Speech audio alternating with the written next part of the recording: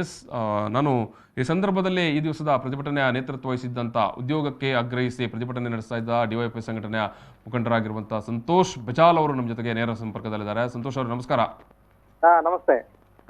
ಇವತ್ತಿನ ಪ್ರತಿಭಟನೆ ವಿಚಾರವಾಗಿ ನಾವು ಮಾತಾಡ್ತಾ ಇದ್ದೇವೆ. ಸರಿ, ಹೇಳಿ. ಏನು ಹೇಳಲಿಕ್ಕೆ ಬಯಸ್ತೀರಿ? ಅದೇ ಒಂದು ನಾವು ಡಿವೈಎಫ್ಐ ರಾಜ್ಯಾದ್ಯಂತ ಉದ್ಯೋಗ ಸೃಷ್ಟಿ ಮಾಡಬೇಕು, ನಿರುದ್ಯೋಗದಿಂದ ರಕ್ಷಣೆ ಮಾಡಬೇಕು ಮತ್ತು ಸ್ಥಳೀಯರಿಗೆ ಉದ್ಯೋಗದಲ್ಲಿ ಆದ್ಯತೆ ನೀಡಬೇಕು ಅಂತ ಒತ್ತಾಯ ಮಾಡಿ ಪ್ರತಿಭಟನೆಯನ್ನ ರಾಜ್ಯವ್ಯಾಪಿ ಪ್ರತಿ ತಾಲೂಕು ಕೇಂದ್ರದಲ್ಲಿ ನಡೆಸಿದೀವಿ. ಇದು ಹೋರಾಟದ ವಿಷಯದ ಬಗ್ಗೆ ಇವಾಗ ಮಾತ್ರ ಅಲ್ಲ, ಡಿವೈಎಫ್ಐ ಪ್ರಾರಂಭದಲ್ಲೇ ಸ್ಥಾಪನೆ ಆಗುವ ಸಂದರ್ಭದಲ್ಲೇ ಉದ್ಯೋಗ ಕೊಡಿ ಇಲ್ಲವೇ ನಿರುದ್ಯೋಗ ಭತ್ಯೆ ಕೊಡಿ ಅನ್ನೋ ಬೇಡಿಕೆಯನ್ನು ಇಟ್ಟಿತ್ತು. ಆವಾಗ ಆ ಸಂದರ್ಭದಲ್ಲಿಗೆ ಅವಾಸ್ತವಿಕವಾಗಿತ್ತು, ಆದ್ರೆ ನಿರುದ್ಯೋಗದ ಸಮಸ್ಯೆ ಇತ್ತು, ಆದ್ರೆ ಇಷ್ಟರ ಮಟ್ಟಿಗೆ ಇರ್ಲಿಲ್ಲ.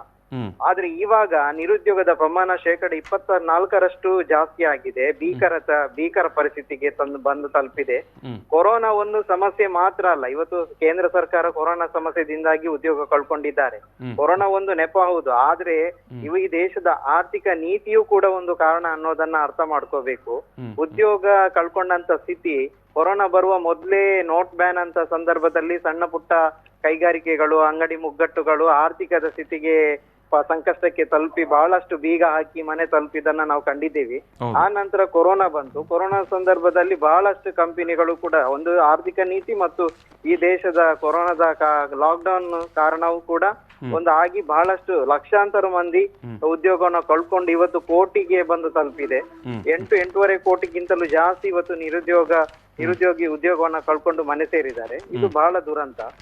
ಆದ್ರೆ ನಮ್ಮ ದೇಶದ ನರೇಂದ್ರ ಮೋದಿ ಬಿಜೆಪಿ ಸರ್ಕಾರ ಆಡಳಿತಕ್ಕೆ ಬಂದ್ರೆ 2 ಕೋಟಿ ಪ್ರತಿ ವರ್ಷ ಉದ್ಯೋಗವನ್ನ ಸೃಷ್ಟಿ ಮಾಡ್ತೇವೆ ಅಂತ ಭರವಸೆ ಕೊಟ್ರು.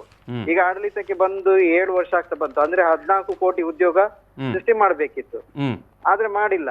ಬದಲಾಗಿ ಏನಾಗಿದೆ ಅಂದ್ರೆ ಉದ್ಯೋಗವನ್ನ ಕಳ್ಕೊಂತಾ ಇದ್ದೇವೆ ಜನ. ಕರ್ನಾಟಕ ರಾಜ್ಯ ಒಂದರಲ್ಲೇ 1,50,000ಕ್ಕಿಂತಲೂ ಮಿಕ್ಕಿ ಉದ್ಯೋಗ ಖಾಲಿ ಇದೆ, ಅದನ್ನ ಭರ್ತಿ ಮಾಡ್ತಾ ಇಲ್ಲ. ನೋಡಿ, ನಮ್ದು ಜಿಲ್ಲೆಯಲ್ಲೇ 13,000ಕ್ಕಿಂತಲೂ ಮೇಲೆ ಉದ್ಯೋಗ ಖಾಲಿ ಇದೆ. ಮಂಗಳೂರು ಮಹಾನಗರ ಪಾಲಿಕೆಯಲ್ಲಿ 500 ಹುದ್ದೆ ಖಾಲಿ ಇದೆ. ಜಿಲ್ಲಾಡಳಿತದಲ್ಲಿ 1000ಕ್ಕೂ ಮೇಲೆ ಹುದ್ದೆ ಖಾಲಿ ಇದೆ. ಆರೋಗ್ಯ ಇಲಾಖೆಯಲ್ಲಿ 1,500,000ಕ್ಕಿಂತಲೂ ಮೇಲೆ ಹುದ್ದೆ ಖಾಲಿ ಇದೆ. ಇಂತ ಬಹಳಷ್ಟು ಇಲಾಖೆಗಳಲ್ಲಿ ಹುದ್ದೆ ಖಾಲಿ ಇದೆ.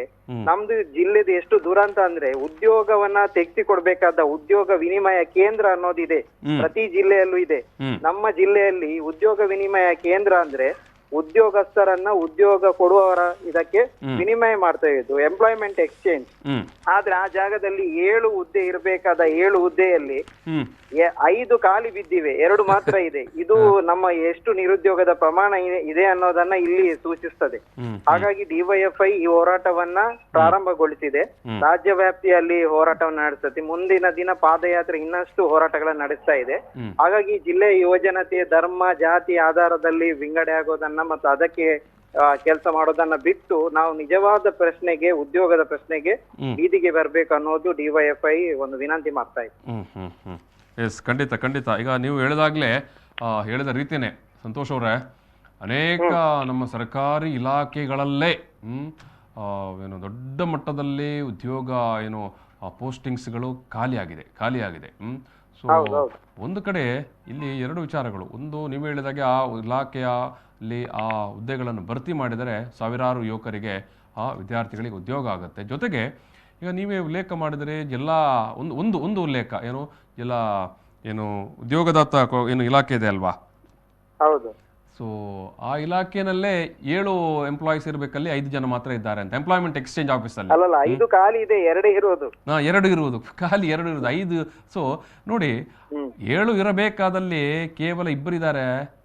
ಅವರ ಕಾರ್ಯಕ್ಷಮತೆ ಯಾವ ರೀತಿ ಇರಬಹುದು ಅಂತ, ಕಾರ್ಯಕ್ಷಮತೆ, ವರ್ಕ್ ಎಫಿಷಿಯನ್ಸಿ, 7 ಜನ ಮಾಡಬೇಕಾದ ಕೆಲಸವನ್ನು 2 ಕುತ್ಕೊಂಡು ಯಾವ ರೀತಿ ಮಾಡ್ತಾರೆ, ಏನ್ ಮಾಡಬಹುದು.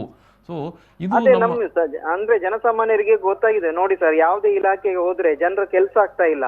ಏನು ನೇರ ಹೋದ್ರೆ ಜನರನ್ನ ಸತಾಯಿಸುವಂತದ್ದು, ಇವತ್ ಬನ್ನಿ ನಾಳೆ ಬನ್ನಿ, ಎಲ್ಲ ಸರ್ವರ್ ಡೌನ್ ಇದೆ ಅಥವಾ ಬೇರೆ ಬೇರೆ ಕಾರಣಕ್ಕೆ ಮುಂದಿಟ್ಟು ಅವರ ಕೆಲಸ ಆಗದೆ ಇರೋದು ಕಾಣ್ತಾ ಇದ್ದೀವಿ. ಆವಾಗ ಏನಾಗಿದೆ ಅಂದ್ರೆ ಜನ ಇವತ್ತು ಅದೇ ಸರ್ಕಾರದ ಇಲಾಖೆಯಲ್ಲಿರುವ ಏಜೆಂಟ್ಗಳನ್ನ ಹಿಡಿದು ಕೆಲಸ ಮಾಡಿಸ್ತಾ ಇದ್ದಾರೆ. ಅವ್ರಿಗೆ ಒಂದಷ್ಟು ದುಡ್ಡು ಕೊಟ್ಟು ಅವರ ಕೆಲಸವನ್ನ ಆಗ್ತಾ ಇದೆ. ನಿಜವಾಗಿ ಅಲ್ಲಿ ಖಾಲಿ ಇರುವ ಹುದ್ದೆ ಭರ್ತಿ ಮಾಡಿದ್ರೆ ಏಜೆಂಟ್ಗಳ ಅವಶ್ಯಕತೆ ಇರೋದಿಲ್ಲ. ಅವರಿಗೇನೆ ಉದ್ಯೋಗ ಕೊಟ್ರೆ ಅವರ ಬದುಕು ಉತ್ತಮ ಆಗುತ್ತೆ. ಈಗ ಉದ್ಯೋಗದಲ್ಲಿ ಖಾಲಿ ಇರುವಂತದ್ದು ಜಿಲ್ಲೆಯಲ್ಲಿ ಬಹಳಷ್ಟಿದೆ. ನಮ್ಮ ಡಿಸಿ ಕಚೇರಿಯಲ್ಲಿ ಈಗ ಗುತ್ತಿಗೆ ಆಧಾರದಲ್ಲಿ ಬಹಳಷ್ಟು ಜನ ದುಡಿತಾ ಇದ್ದಾರೆ. ಅದ್ರಲ್ಲಿ ಏನಿದೆ, ಅವ್ರು ನೋಡ್ಲಿಕ್ಕೆ ಚಂದದ ಬಟ್ಟೆ ಹಾಕ್ತಾರೆ, ಆದ್ರೆ ಅವರಿಗೆ ಸಂಬಳ ಎಷ್ಟು ಅಂತ ಕೇಳಿದ್ರೆ ಭಾರಿ ಕಡಿಮೆ, ಮತ್ತೆ ಅವರಿಗೆ ಉದ್ಯೋಗದಲ್ಲಿ ಭದ್ರತೆ ಇಲ್ಲ. ಅದಕ್ಕೆ ಬದಲಾಗಿ ಖಾಲಿ ಇರುವ ಹುದ್ದೆಯನ್ನ ಮತ್ತು ಗುತ್ತಿಗೆ ಆಧಾರದನ್ನ ರದ್ದು ಮಾಡಿ ಅವರಿಗೆ ಪರ್ಮನೆಂಟ್ ಆಗಿ ಉದ್ಯೋಗ ಕೊಟ್ರೆ ಬಹಳಷ್ಟು ಕೆಲಸ ಆಗುತ್ತೆ ಅಲ್ಲ. ಇವರು ಇರುವಂತವ್ರು ಸರಿಯಾಗಿ ಗುತ್ತಿಗೆ ಆಧಾರದಿಂದ ಅವರು ದುಡಿಯೋದಿಲ್ಲ, ಅವ್ರಿಗೆ ಆಸಕ್ತಿ ಇರೋದಿಲ್ಲ, ಅಥವಾ ಇರುವಂತ ಪರ್ಮನೆಂಟ್ ಎಂಪ್ಲಾಯೀಸ್ ಗಳು ಅವರು ಸರಿಯಾಗಿ ದುಡಿಯೋದಿಲ್ಲ, ರಿಟೈರ್ಮೆಂಟ್ ಡೈಲಿ ವೇಜಸ್ ಅಲ್ಲಿ ಆದವರನ್ನು ಕೂಡ ಇಡ್ತಾರೆ, ಅವರಿಗೆ ಕೆಲಸದಲ್ಲಿ ಆಸಕ್ತಿನೇ ಇರೋದಿಲ್ಲ. ಅದಕ್ಕೆ ಬದಲಾಗಿ ಹೊಸ ಖಾಲಿ ಇರುವ ಹುದ್ದೆಗಳನ್ನ ಭರ್ತಿ ಮಾಡಿದ್ರೆ ಯುವಕರು ಸ್ಫೂರ್ತಿಯಿಂದ ಕೆಲಸ ಮಾಡ್ಲಿಕ್ಕೆ ಸಾಧ್ಯ ಆಗುತ್ತೆ, ಅವರ ಕುಟುಂಬವೂ ಕೂಡ ಒಂದು ಒಳ್ಳೆ ಇದಕ್ಕೆ ಬರುತ್ತಲ್ಲ. ಖಂಡಿತ ಖಂಡಿತ ಖಂಡಿತ ನೀವು ಹೇಳಿದಾಗೆ ನಾವು ನಮ್ಮ ಸರ್ಕಾರಿ ಇಲಾಖೆಯಲ್ಲಿರುವಂಥ ಕೆಲಸಗಳನ್ನೇ ಭರ್ತಿ ಮಾಡಿಕೊಂಡು ಹೋದರೂ ಕೂಡ ಒಂದು ತಕ್ಕ ಮಟ್ಟಿಗೆ ಜನರಿಗೆ ಒಂದು ಒಳ್ಳೆಯ ಆಡಳಿತವನ್ನು ಮಾಡಲಿಕ್ಕೆ ಸಾಧ್ಯ ಆಗುತ್ತೆ. ಎಸ್, ನಿಮ್ಮ ಧ್ವನಿ ಜನ ಸ್ಪಂದಿಸುವಂತ ಆಗಬೇಕು, ಜನ. ಎಸ್, ಸಂತೋಷ್ ಅವರೇ, ಧನ್ಯವಾದಗಳು. Thank you.